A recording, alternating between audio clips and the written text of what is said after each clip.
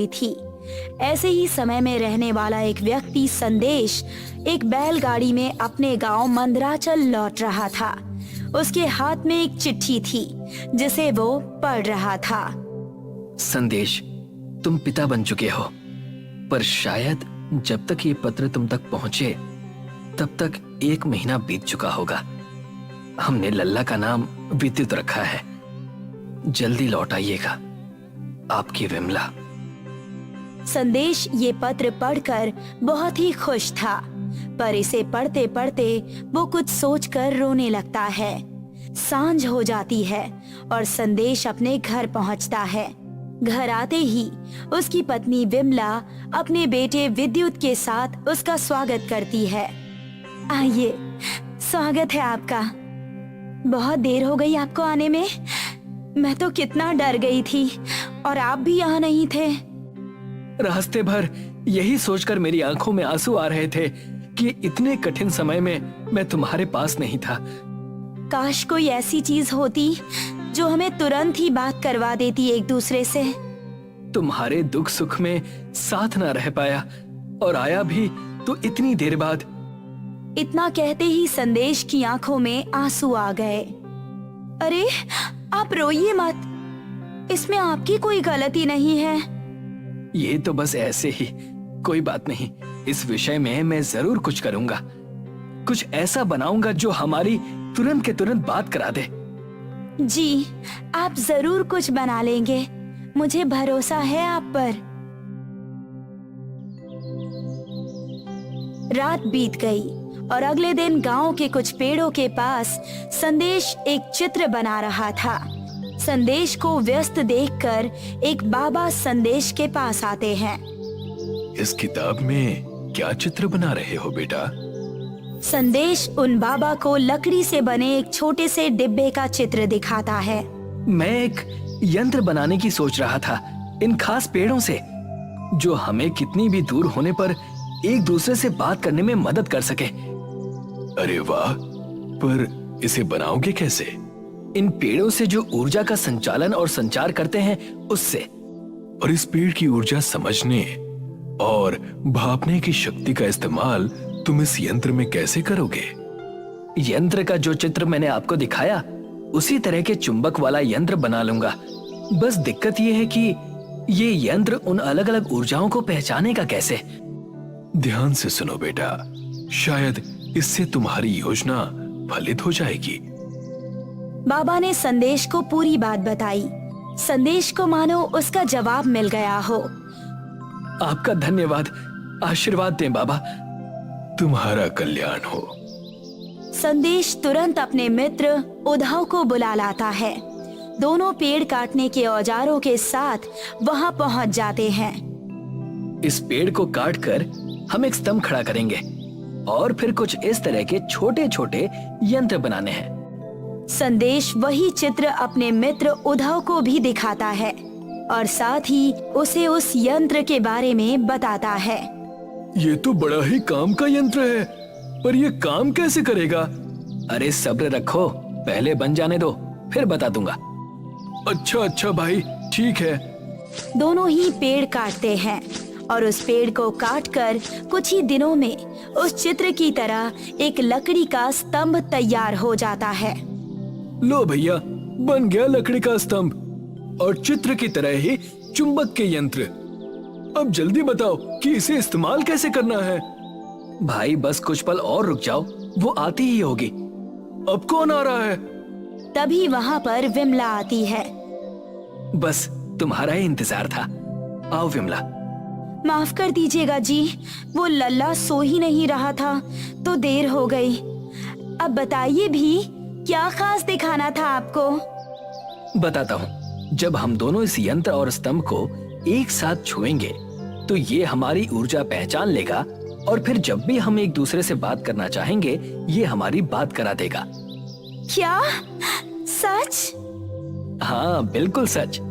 चलो अब इसे इस्तेमाल करके देखते हैं। विमला, संदेश और उद्धव तीनों स्तंभ को छूकर कुछ देर तक खड़े रहते हैं और उस लकड़ी के यंत्र से आवाज आने लगती है।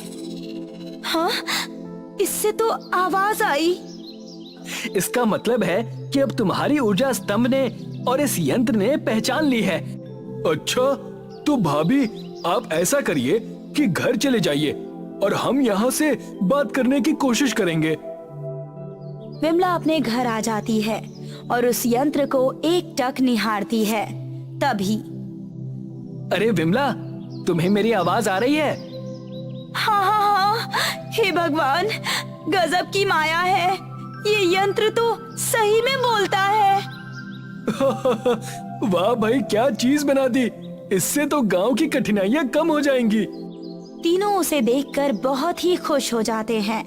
कुछ महीने बीत गए और संदेश ने बाजार में आधुनिक यंत्र की दुकान खोल ली थी।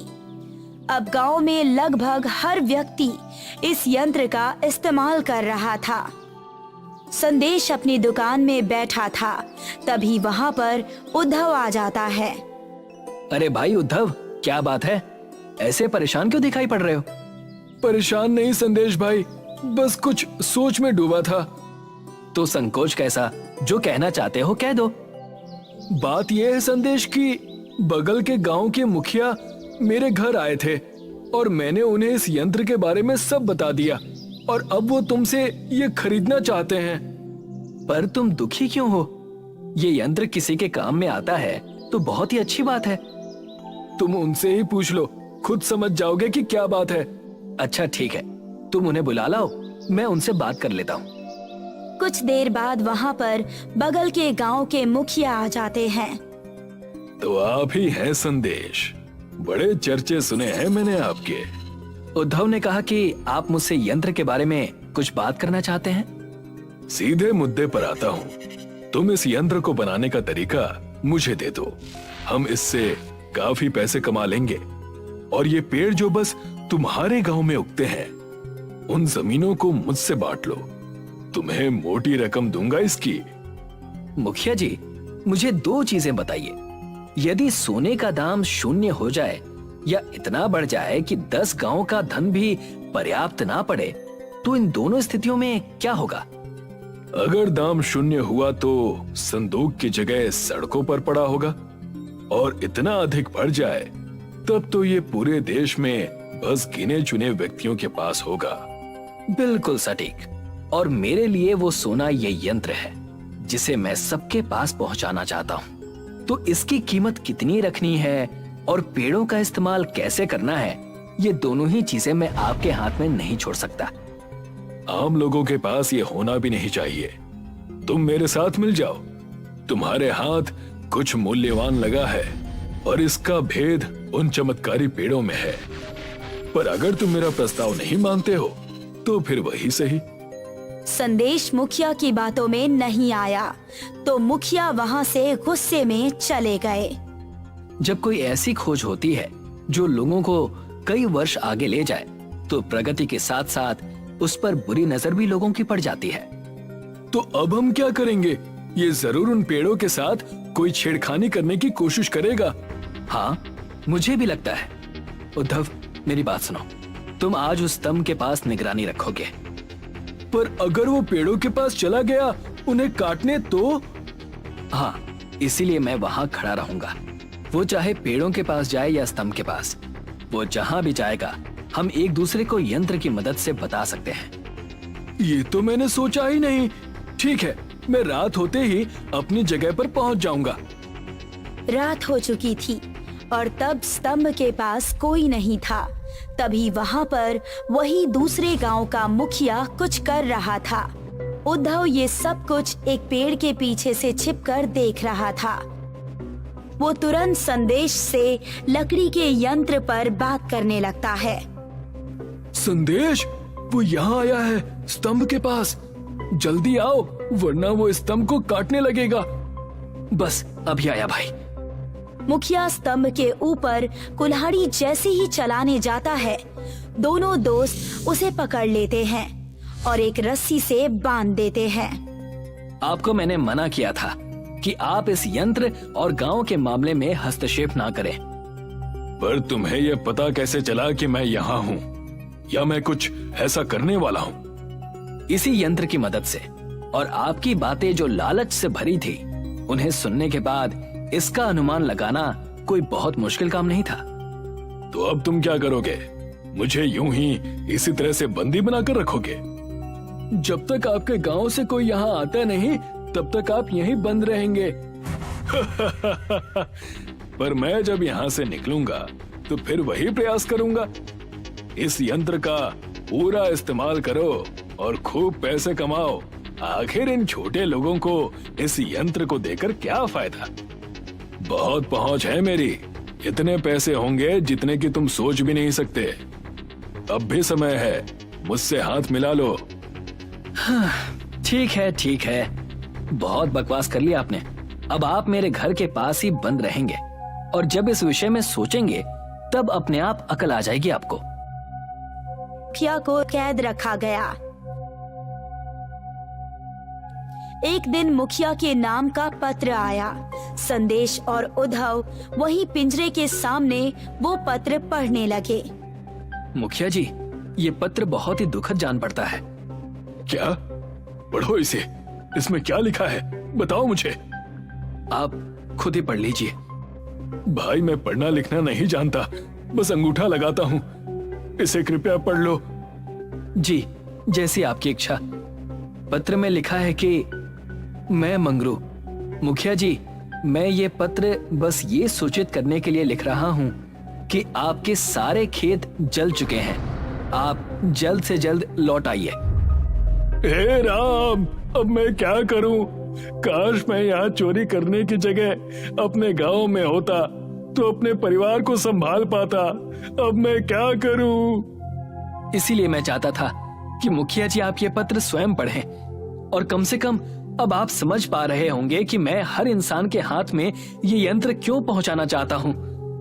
मुखिया का सिर दुख और शर्म के भार से नीचे हो गया।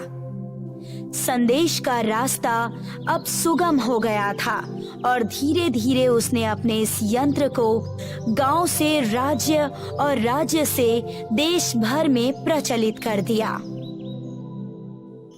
ये राजेश जी का परिवार है। इस परिवार में राजेश जी अपनी पत्नी शारदा और 2 बच्चों के साथ रहते थे। राजेश जी के दोनों बच्चे शरारती थे। हमारा रसोई से आएगी ना तो हम दोनों चिल्लाकर उन्हें डरा देंगे। ठीक है। और जैसे ही शारदा चाय लेकर बाहर आई, शारदा डर गई और उसके हाथ से चाय का कप नीचे गिर गया।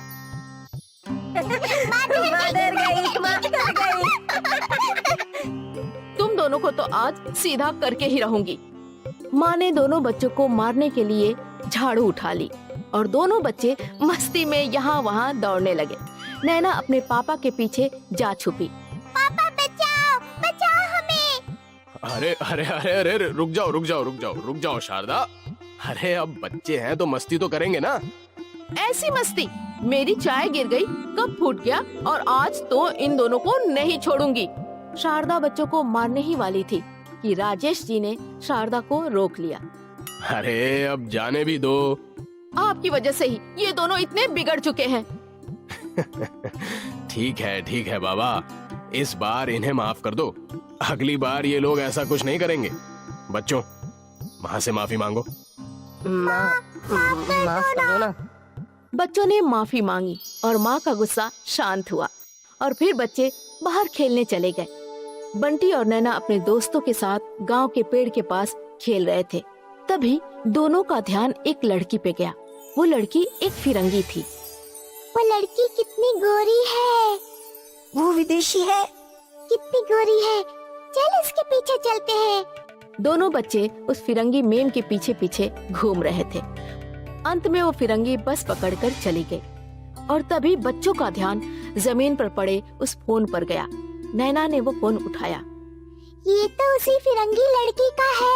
हाँ। ये तो आईफोन है ना नैना। हाँ, पर अब हम उसे ये कैसे लौटाएंगे? एक काम करते हैं, इसे हम रखते हैं।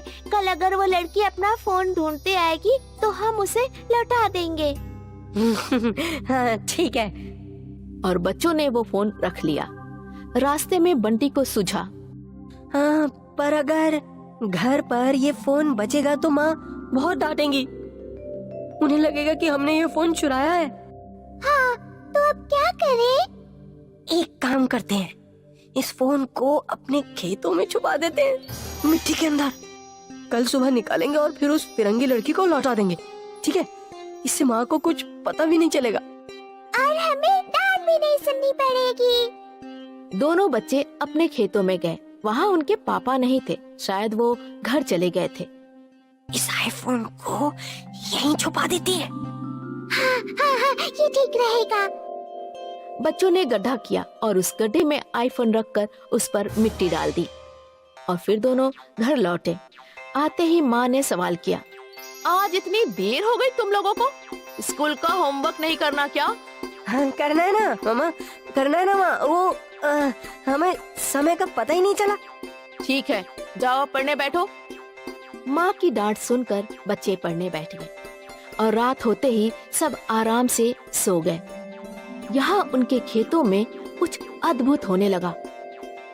जादुई रूप से कुछ अलग दिखने वाला पौधा उगने लगा। सुबह होते ही राजेश अपने खेतों में पहुंचा। यहाँ का मंजर देखकर वो हैरान था। सारे पौधों में आईफोन टंगे हुए थे। अरे क्या, ये कैसे हो सकता है? आसपास के किसान भी हैरान थे। ये बात तेजी से गांव में फैल गई और शारदा को पता चल गया कि उनके खेतों में आईफोन उग गए हैं। वो अपने बच्चों के साथ दौड़ते हुए खेत पहुंची। ऐसी फसल तो कभी नहीं देखी। मैंने भी नहीं देखी। तभी दोनों बच्चे उनके सामने आए। ये हमारी गलती है पापा। ये सब हमारी वजह से हुआ है माँ। तुम दोनों की वजह से? तुमने क्या किया? कल हम एक फिरंगी लड़की को देखते हुए बस स्टॉप पर पहुंचे थे। वहाँ हमने देखा कि उस लड़की का आईफोन गिर गया है। हमने वो उठा लिया। सोचा कि अगर वो कल वापस आएगी तो उसे लौटा देंगे, पर फिर हमने सोचा कि माँ हमें डांटेगी अगर हम उस आईफोन को घर ले गए। इसीलिए मैंने और नैना ने वो आईफोन खेतों में गाड़ दिया और उसी से इतने सारे आईफोन उग गए। बच्चों को लग रहा था कि माँ उनको फिर डांटेगी, पर पहली बार शारदा डांटने के बदले मुस्कुराई। अच्छा किया, बहुत अच्छा किया। अब हमारे पास इतने सारे आईफोन हैं। इन्हें बेचकर हम लोग बहुत अमीर बन जाएंगे। सच्ची? हाँ, सच्ची। और वो दीदी का आईफोन, क्या हम उन्हें उनका आईफोन नहीं लौटाएंगे? अरे लौटाएंगे बेटा, और हम उन्हें एक आईफोन उपहार में भी देंगे। आखिर उनकी वजह से ही तो हमारे खेतों में आईफोन की खेती उगी है। तभी वो फिरंगी लड़की वहाँ पहुँची। यही है वो दीदी जिनका आईफोन हमने जमीन में बोया था। बंटी ने उस जगह खोदा और उसे वो आईफोन मिला। बंटी ने आईफोन साफ किया और उसे लड़की को दिया। थैंक यू, मुझे लगा मैंने अपना फोन खो दिया। आपका फोन हमें बस स्टॉप पे मिला, पर तब तक आप चली गई थी। शारदा ने उस फॉरेनर को सब कुछ बताया। वाओ, ऐसा कैसे हो सकता है? मुझे समझ ही नहीं आ रहा। राजेश ने एक आईफोन पेड़ से तोड़ा। ये लीजिए, आपके लिए उपहार। Thank you. मैंने कल एक आईफोन खोया था और आज मुझे 2 वापस मिल गए। Thank you so much. Foreigner लड़की आईफोन लेकर खुशी खुशी चली गई और फिर राजेश और उसके पूरे परिवार ने सारे आईफोन जमा लिए। इन आईफोन को बेचकर राजेश जी के पास बहुत पैसे आ गए, जिससे उन्होंने बड़ा घर, बड़े खेत और गाड़ी भी खरीद दी। अब उनकी जिंदगी सुख सुविधा से भर गई थी, पर अब भी शारदा बच्चों को हर वक्त डांटती थी। मेरी अंगूठी कहाँ है नैना? कल मैंने तुम्हारे हाथों में देखी थी। वो अंगूठी, वो तो मैंने। वो क्या नैना? माँ चलिए बताती हूँ। नैना सबको अपने साथ लेकर खेत गई और पूरा खेत सोने की अंगूठियों से भरा था। सबकी आंखें फटी की फटी रह गई। इतनी सारी सोने की अंगूठियाँ! हाँ! अरे बाप रे! पता नहीं राजेश जी के खेतों में क्या अद्भुत था। जो भी बोते थे उसकी फसल उगती थी। वो कहते हैं ना, जब किस्मत मेहरबान तो गदा पहलवान।